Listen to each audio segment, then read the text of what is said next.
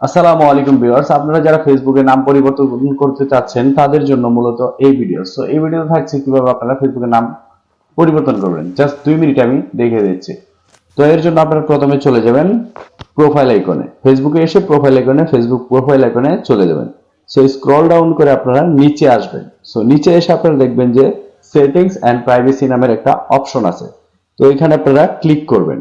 So এখানে click করার পরবর্তী সময় আপনারা দেখতে পারবেন যে এখানে লেখা আছে সেটিংস, এই যে এখানে। তো আপনারা সেটিংস এ ক্লিক করবেন। তো সেটিংস এ ক্লিক করার পরবর্তী সময় বন্ধুরা আপনারা চলে যাবেন পার্সোনাল ডিটেলসে। তো পার্সোনাল ডিটেলসে আসার পরবর্তী সময় আপনারা আবার চলে যাবেন প্রোফাইলে। সো প্রোফাইলে ক্লিক করার পরবর্তী সময় কিন্তু আপনার ইনস্টাগ্রাম বা ফেসবুক এইরকম একটা অপশন আপনাদের সামনে চলে আসবে।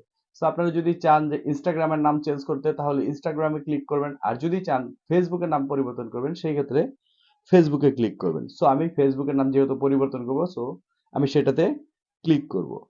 তো এটাতে ক্লিক করার পরবর্তী সময় এখানে নেমের একটা অপশন চলে আসছে। ঠিক আছে, ফার্স্ট নেম বা লাস্ট নেম। সো এইখানে হচ্ছে কাজ। তো আমার নাম আমি যদি খায়রুল ইসলাম দেই, তো প্রথম দিলাম আমি খায়রুল, লাস্টে দিলাম ইসলাম। তো এটা দিলাম। সো এটা দেওয়ার পরবর্তী সময়ে আমার ক্লিক করলাম। সো ক্লিক করার পরবর্তী সময় দেখেন কিরকম একটা ইন্টারফেস চলে আসে, খায়রুল ইসলাম বা ইসলাম খায়রুল।